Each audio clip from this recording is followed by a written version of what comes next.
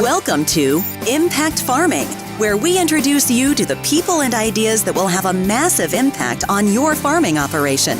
Brought to you by Farm Marketer. Sit down, start the engine, and let's roll with today's show.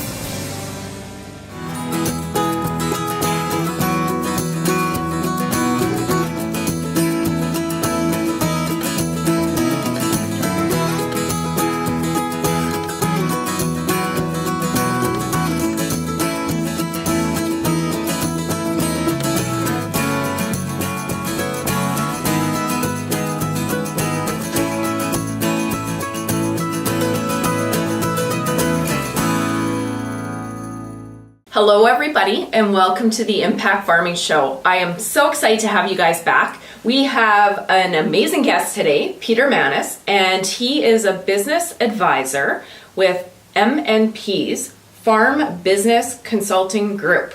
Did I get that right? Yeah, pretty close. Okay. Farm Management Consulting. Oh, there we go. Okay, so Peter is joining us today and he's going to be talking about making the farm profitable. But before we dive in, I know you do a lot of work with farmers. Can you talk about the different types of consulting you do with farmers? Sure. We do a variety of different work and planning with farmers. Probably the two biggest areas would be in, we're going to talk about today, which is kind of profitability management and analysis. And then the second piece would be a big chunk is just working with families in farm transition and facilitating management meetings, talking about strategic planning and kind of where farms are going in the future. Okay, excellent. That'll keep you busy. Yes, it does keep me busy. Yeah, no doubt.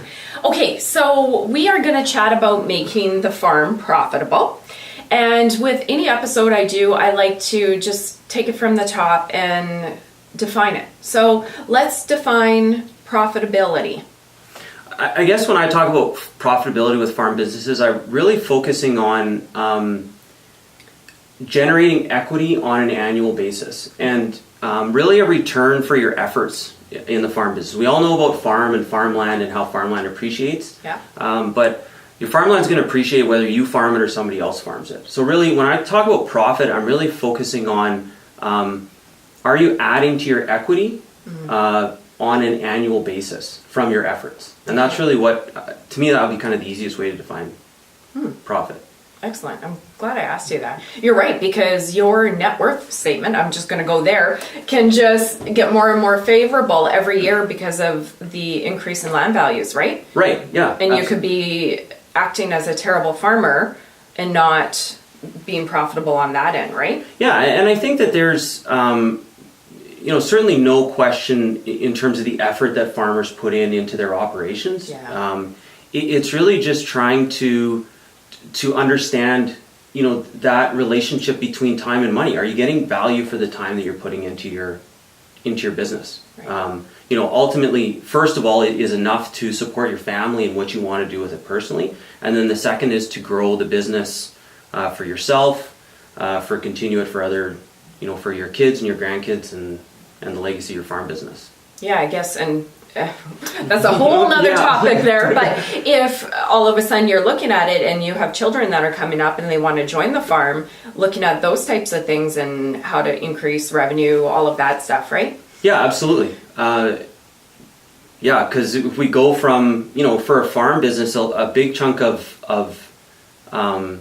profitability analysis and viability is if we're going from one family unit to two family units in a farm business, is can it, it supported our one family, can it do the can it support two or three or however many families want to be in the business. Okay.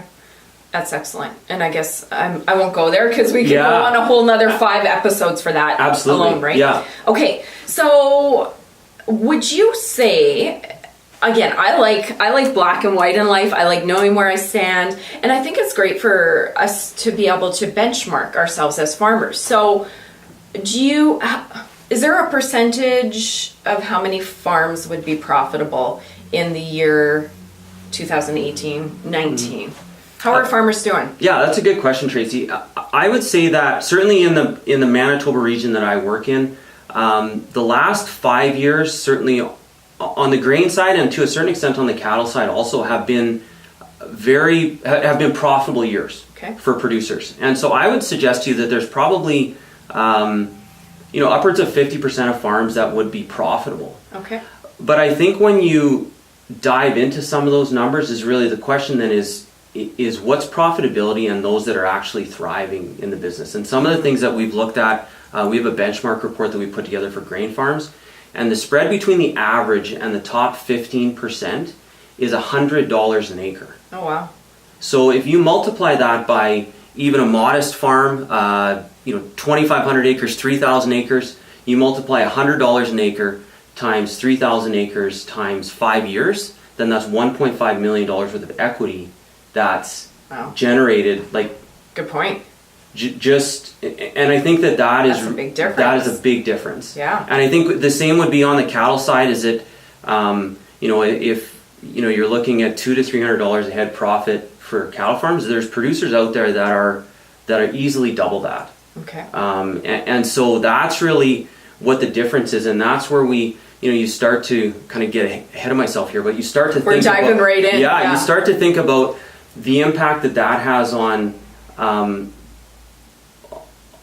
bidding for land or expanding your operation, right? Totally. And I often say is that you need one thriving farm and one person that doesn't know their numbers and the price of land is going to continue to increase, right? Because there is such a big spread. And the other thing too is that when we looked in those benchmark numbers is that those profitable farms are spread right across the region. So it's not like they're all located in Brandon or in Crystal City or in Rivers or in Russell. They are spread right across our region. So there's conditions that they are managing in the same conditions as everybody else, but they are thriving versus what the average is doing. So it's management practices, not soil, not da. So my crazy thought actually for today is good management more valuable than good dirt? And we'll park that one for today. But that's kind of my crazy thought for the winter. So yeah, and you know what? That's a great point. Excellent. Okay, so I am going to have you share your top 5 tips for making the farm more profitable. So I know we're going to save the most important for last, and that'll be the grand finale. Mm-hmm. So let's start with your tip number 5. Okay, so tip number 5 would be understanding your cost of production. Okay. I often joke with producers that there hasn't been a new idea in farm management in 40 years. So that if you dusted off some old textbooks from 40 years ago, you'd probably see something in there about cost of production. And I think that continues to be important because you need to know where you're at. Right. And I think that overall farmers are pretty good at doing budgets. Like I don't think that there's a lot of producers out there that don't do anything, but I think it's just in terms of tying that back to the product that you're selling. And I think especially on a grain farm is that producers do a lot of, 2 components to that. Producers do a lot of per acre budgeting in the spring, looking at during this time of year, looking at seed and fertilizer prices and chemical and costs on a per acre basis. Yeah. But they don't sell acres; they sell bushels. And ultimately, so obviously we need to convert that, but then we also need to update our budget as we go. So as our costs change, but then also as we understand how much we're going to produce. Yes. Is an important component. So if we don't get the crop that we expect, then how does that go back to change what our break-even price on it per bushel? If we get more than what we thought, how does that impact? And I think that that's the important piece is not only doing the budget in the winter, but then also updating that through the year. And once the crop's in the bin, is to go back and revise and look at where your actual cost of production is on a per bushel basis. That makes a lot of sense, right? Because in spring, we're all very optimistic that everything is going to go just perfect, right? Yeah. And then reality sometimes hits, or always hits. And then we have a dry summer. Yields aren't quite what they need to be. And if we're still thinking over here on our numbers, but we're really over here, we need to be looking at that and going, oh, geez, where are we at, right? Yeah, exactly. Yeah. Okay. Yeah. Good point. Okay, so that is your first point. First point. So let's go to your second point then. So the second point is what I call understanding your edge. Okay. And what that means is understanding what makes you successful and what makes you profitable in your business. One of the things that we use, I talk a lot about the benchmark, but we use actual producer data. You can use targets, but just the point of that it's not a scorecard to say, how did we do here or here or here. It's really just to say how are we driving profit on our farm. And that's important to understand for two reasons. One is how do we exploit it? Okay. What's our edge? What are we really good at? Right. Are we really good at growing a crop? Are we really good at keeping our machinery expenses low? Okay.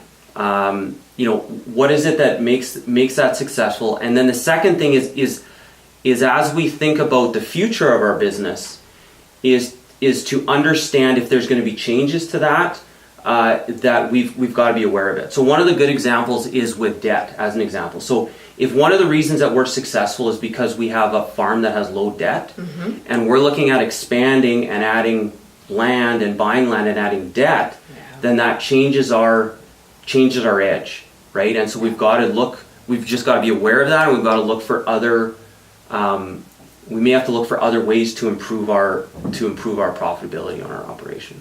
Okay, good. I like that. Understanding your edge. I was kind of smirking a little bit because I'm like, Peter Manness, Tony Robbins. It sounded so Tony Robbins. So that's great. I liked it. Okay, so number 2 was understanding your edge. Now the next one, point 3. So point 3 is have a plan. Again, this is not a new and revolutionary idea, right? We're running businesses in a constantly changing environment. I often talk about the fact that we're in a trend business. We are for average production for wheat, as an example. When I started in this business 12 years ago, was 44 bushels an acre.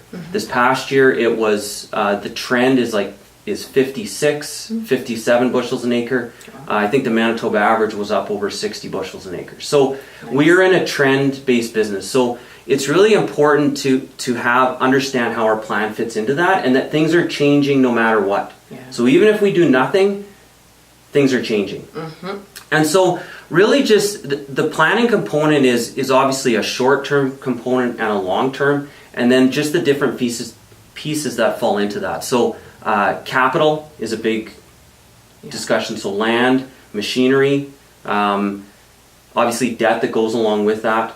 What's our growth plan? What's our, how big do we want to be? How do we, how do all these things kind of fit together, and what's our target? And then also kind of one small but important piece of that is then the transition component of the business as well. Is how does this all work? And then our annual plan. What are we doing to keep things moving? So what's our goals so that we're one step closer? As often I have clients that are tell me that they're on the 5-year. We're on the 5-year plan.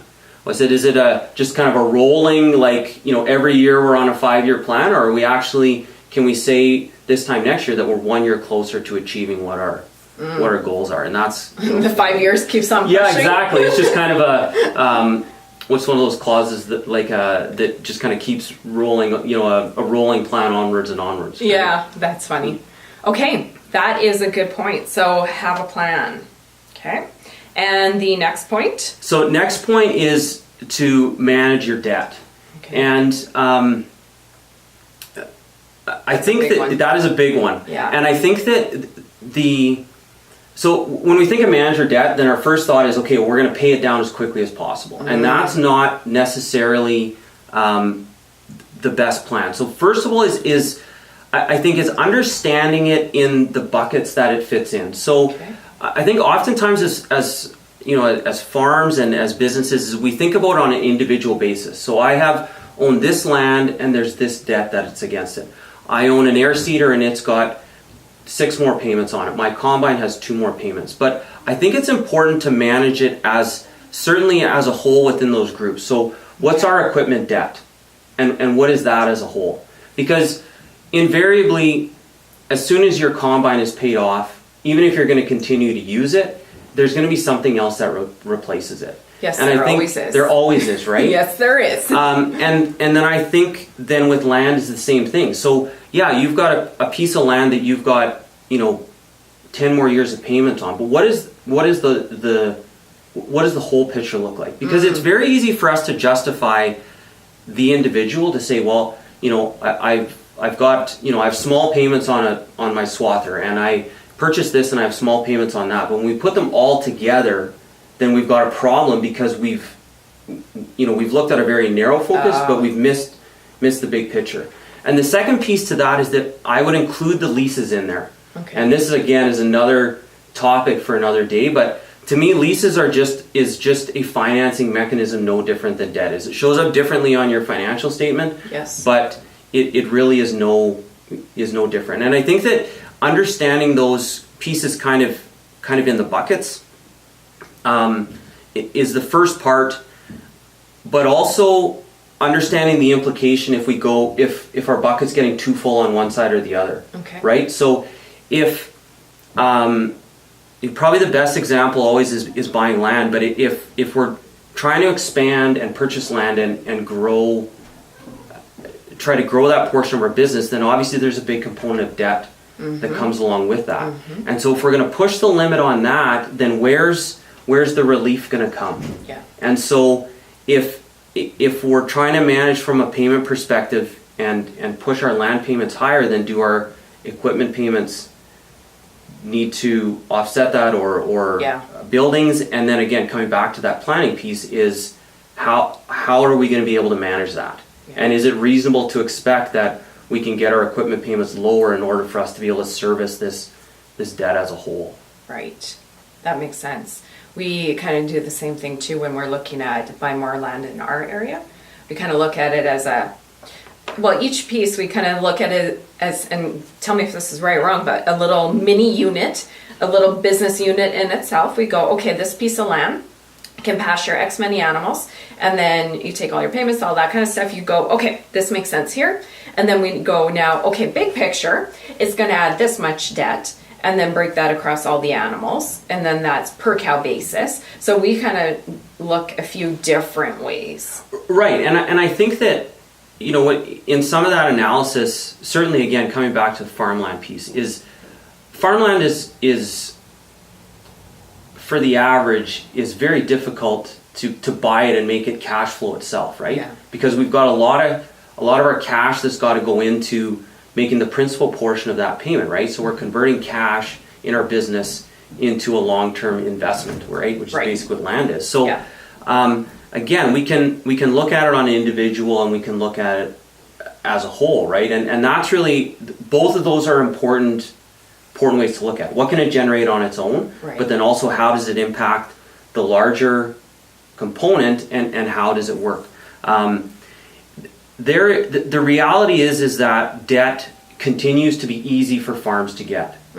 Easier than any other business in terms of interest rates, in terms of access to capital, is way easier than any other businesses out there. And so it's important that farmers understand that and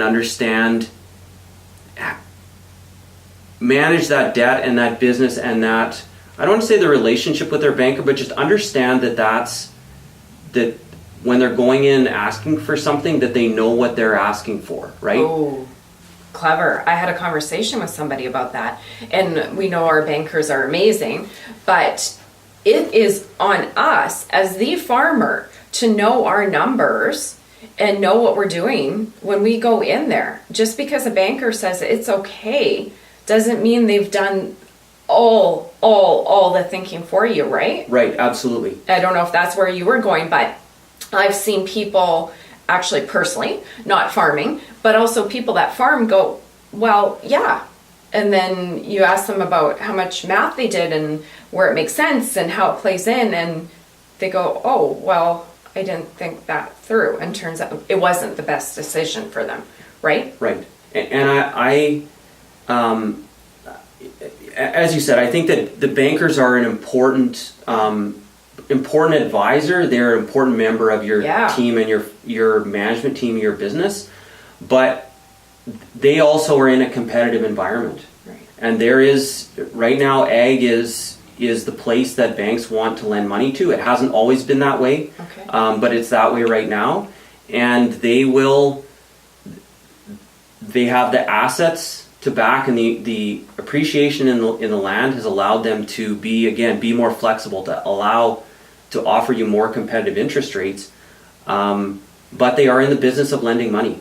Yeah. And that's an important thing to remember. And I don't think, and we could go on about that for a long time, and it's nothing to do with the bankers, but I think bankers often assume when you come to them, you've thought it through and you're asking knowing. And we hope that most farmers do that. But often there might not have been all that math done, right, as I kind of said before. So when we go to the bank, we should have that plan, right, in our head, solid, so that when they say yes, we go yay, and yes, it is a good thing for us, right? Right, and so we end up in this trap, right, where we go to the bank, and if the bank gives us the approval, then that obviously means that the banker thinks that we can pay it back. Right. But the flip side is also true too, is if we go to the bank, then the banker thinks, well, if they're coming to ask me for it, then they've obviously thought this through and that they can afford to pay it back. Thank you. You said it exactly how I was trying to do it. And sometimes I think that's missing too, and that's a big awareness piece. So anyways, absolutely. Had to jump in there. Okay, so are we at the grand finale? Yeah, like already. I told you, it goes quick. So the number one tip for producers is to watch your working capital. And this is probably, as I said, to me is the most important one, because it is it's like the quick litmus test of where your business is at. Okay. And is always the first place that I look on a financial statement. When I'm working with a producer, I look two places. One, I look to see if they're generating a profit, which we're talking about. The second place I'm looking at is their working capital. And so working capital is really the equity that you have that you use to operate your business. Okay. I think that's kind of the Coles Notes version. The easiest way the way you calculate is you look at all of your current assets, which is primarily inventory that you have to sell, anything you've bought for next year's crop or that you're going to use in the future, any cash that you have on hand. Okay. Those are kind of the big things. Agri-invest is sometimes in there, but I always ask farmer what they're going to do with their agri-invest, and so a lot of them say, well, I don't know, we're just going to leave it there. So if you're not going to, it's there, it's available, it might be, again, it's up for debate and kind of the semantics. But those are kind of the big things, your current assets. Okay. Your current liabilities are obviously your operating line or your line of credit at the bank, any advances that you have on inventory, so if that's like a canola grower's cash advance or from the corn growers or something like that, government cash advance. If you've got a stocker loan for a cattle producer, if you've taken a loan out on your inventory that you're expecting to sell in the next year, then those would be included in there. Accounts payable, I don't know if I mentioned that already. And then the other thing that we include there on the financial statement is the portion of your long-term debt that you are, the capital portion that you need to pay in the upcoming year. Okay, gotcha. So that's really the way that you calculate it. So obviously you always want to be on a positive situation there, right? In your working capital. So it's kind of that's why I say it's what you feel in your operation from a cash flow standpoint. It's also kind of the grease that makes everything move. Yeah. So obviously the more working capital you have, then the easier it's going to be. And what it's done is it decouples your marketing and your selling decisions from your cash flow. Ooh. So that you're not forced to, you're not kind of going hand to mouth all the time. You know, I sell grain, I pay off a bill. I sell grain, I pay off a bill. Or I sell cattle, I pay off a bill. And so it separates those things. I need to sell cattle to I need pay to a bill. sell, yes. What's the price? It doesn't matter. I need to sell. Yeah, exactly. Yeah. February 28th, there's a lot of crop input bills that are due around that time of year. So that's often one. Or in October, I've got land rent payments due in October. Yes, so I that's need a to, big one. Yeah, I need to sell grain to be able to make those payments. So the more buffer you have there in that working capital, then that's really what that really allows you to make better management decisions without the cash flow is driving it. Okay. But the other thing about working capital is it basically tells you everything else. Okay. So if you're generating a profit, so if you're profitable but you're not building working capital, then the question then is, where is your profit going, right? Okay. Because and again, this comes back to kind of all the other pieces, but are we paying back our debt too quickly? Okay. So we're taking all of that profit and we're immediately turning it into debt repayment. Okay. So we're just keeping ourselves cash short. We're building the equity, but we're keeping ourselves cash short. Yes. Are we using it to buy capital purchases? I was just going to go there. That's a big one. Yeah, that's right. Absolutely. Yeah. Just the cost of equipment. You used to be able to go buy a grain cart. Used to be a small item. Well, now yeah, upwards of $200,000 for a brand new grain cart. So again, some of the things that are we using cash to buy that? And not that that's a bad decision. Right. But is it the best decision? Can I hop in there? Yeah, for sure. I very often, let's say you need a beater truck or whatever it is. I've seen a lot of farmers that'll go out and pay $30,000 cash because they have it to buy an item, and then all of a sudden they have no money to pay their bills. Right. So then now they're compounding it, and then they're selling calves or grain at the wrong time because they got to pay bills because they took money to make a big purchase. Right. Right? Yeah, and so that's exactly. And it doesn't mean that, again, it's not that it's a bad decision. It's just that you just need to understand the implication of it. Right. Farm auctions are, becoming I think more and more producers are purchasing, looking to auctions to buy items, and that ability to go and pay cash and do that and make a decision quickly, that's an important component of business. Yeah. But it might also mean to coming back to look at that working capital and say, well, are we better off terming this out and having a little more working capital than we are just leaving it the way that it is. As in getting a loan is what you mean. Yeah, getting a loan and terming it out. So Yeah. getting a loan, putting that cash back into your Right. back into So your then business. you just make a payment instead of draining 30,000, 50,000 Yeah. out of your account and then affecting your ability to pay later. Yeah, right? Exactly. The other piece about working capital too is that it is, if you're not profitable, it will show there before it will show in your bank account. So if you are carrying losses forward, if you've had bad years, it will show in your working capital before it shows in your bank account. Because what it means is that you could be selling grain that you normally sell to pay bills, but the grain that you have that you normally sell in March to pay your bill in March, if it's not there, it will show up in that working capital calculation. So I often tell producers, as soon as you're done harvest, you should be able to tell where you're going to be next April. Okay. Based on, again, from a grain perspective, cattle will be the same. As soon as you, really almost as soon as your calves, for cattle producers, as soon as your calves are on the ground, you should be able to know, roughly where you're going to be when you sell them. And it's the same thing. The other piece in the working capital, which is a little more touchy too, is, are we taking too much money out of our business? Oh. So are we pulling more money out to personal Okay. draw out of the business Yeah. than what the business than what the business is generating? Oh. And those are very difficult discussions, obviously. Yeah. But again, it just to understand what's happening, and as important as it is of where your working capital number is, it's also important to understand what trend you're on. Okay. Because again, it will give an indication of, are we going in the right way or not. Right. So we often use 50% as a guide, be kind of the target, is we want to have 50% of next year's expenses in our working capital. So if we think about grain farms as kind of an easy number, you think that your cost of production is somewhere between $350 and $400 an acre for most of your crops, then that means a working capital number of somewhere between $175 and $200 an acre. Okay.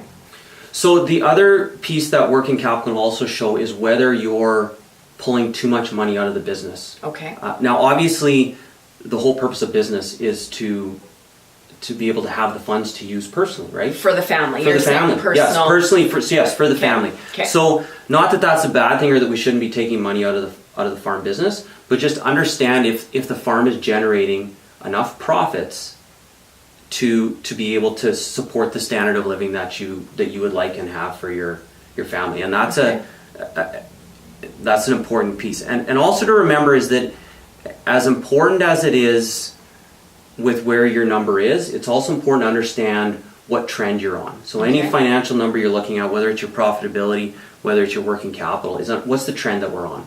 Are we trending in the right direction? Okay. And again, use it as a flag to say, hey, you know what? Maybe we're not in a bad position yet, but we're going to flag it as being something that we want to pay close attention to. Okay. Can I jump in there? Yeah. I'm a bit of a budget geek personally and farm-wise. And I have a question for you, and it may be way out there, but majority of farms, when all their revenue is from the farm, nobody works off the farm. How do they take money from the farm? Do they pay themselves every month and give the family a chunk of money, or are they just charging out of the account? How do they do that? And my point is getting at, one, I'm curious how people do it, if you know. And number two, where, am I going on a touchy subject? No, it's good. It's good. Where number two, cutting into working capital, just like personal budget. If you don't have a budget and you're just cha-ching with your debit card, it's very easy to lose track, and all of a sudden the family's taking maybe 25-50% more than they thought from the farm. Mm-hmm. I was just curious. I know that's way off here, but... No, I think that's a good point. Is obviously, first and foremost, is you need to have a separate bank account for your farm and a separate bank account for your personal. Okay. So, and I would say that the majority of farms that do that, but we still see them from time to time where there's everything all mishmashed into one. That would be a mess. From a tax perspective, there's lots of different ways that you can, depending on what business structure you're in, the way that you can get money out of the farm business. And so I certainly won't go into that. Okay. But I think at minimum, is that you need to, that you should go on a monthly or bi-weekly or semi-monthly, some type of regular draw. Okay. Because for exactly as you said, for you to be able, as much for you to be able to track it as anything else. Yeah. The cost of living obviously is higher today than it was 20 years ago when we were kids, right? Mm-hmm. And so the purpose isn't to judge people on what is reasonable and what isn't reasonable. No. The purpose is more just to be able to keep track of it for us to be able to understand. Okay. And if you're not on a regular, how do you do that if you can't measure it? Mm-hmm. And if you're on, say, I don't know, $5,000 a month as an example, and that's not enough, then at least we know how much more it needs to be or how it needs to be adjusted. Right? That's what I was getting at. I was curious because obviously I know the way we do it, but how do other farmers do it? And very easy with how expensive things are in life, personally a farm. If we're just taken out of the farm account and not given a lump sum to a personal account, that could be very easy for that personal draw to be cutting into working capital, right? For sure. Okay. Yeah, that's a. Sorry, that was a bit of a. No, and again, I think it's obviously a topic for another day, but right. I think part of it too is just from a planning perspective is that you understand, and you're talking with your accountant about, the best way for you to get money out of your business. Okay. And that's an important piece, but obviously if we measure it and understand what it actually is, then it's easier for us to plan with clients. Okay. Excellent. So that's some good stuff. That's a lot of good information. Thank you. Thanks. I know we could probably go on for hours and hours and really even dive into each one of those points, but I think that is some fantastic information for our audience. Okay. And we got 5, 4, 3, 2, 1 right to the end. So unless you have anything to end on, anything else you want to add, I think we are going to call it a wrap. Yeah, I guess the one thing that I would just leave with producers is just the importance of understanding your financial statement and your financial information and extracting that value from your professional, whether you're working with a farm management consultant like myself or even with your accountant that you're using. Is that a huge piece that's important is understanding and getting feedback from professionals about the financial health of your business. And so if you aren't doing that at minimum on an annual basis, is that you're missing out on an opportunity. And obviously the time of year that we're in right now is a lot of producers are coming in to meet with professionals doing that. I call it planning season. Yeah. Pretty soon the weather's gonna break and it's gonna be back to farming season, and that's gonna be awesome. But really to take advantage of the knowledge that professionals have. Excellent. Good. Well, thank you so much for joining us. Thank you, everybody, for joining us. And yeah, thank you. That was great. Yeah. You called yourself a geek or a nerd, whatever it is. I am as nerdy and geeky as you are. So Okay. Well, thanks for having me, Tracy. Thank you very much. You've been listening to Impact Farming. For more great episodes and articles designed to help you manage and grow your farming operation, head on over to farmmarketer.com. Don't forget to sign up while you're there. We will see you on the next episode.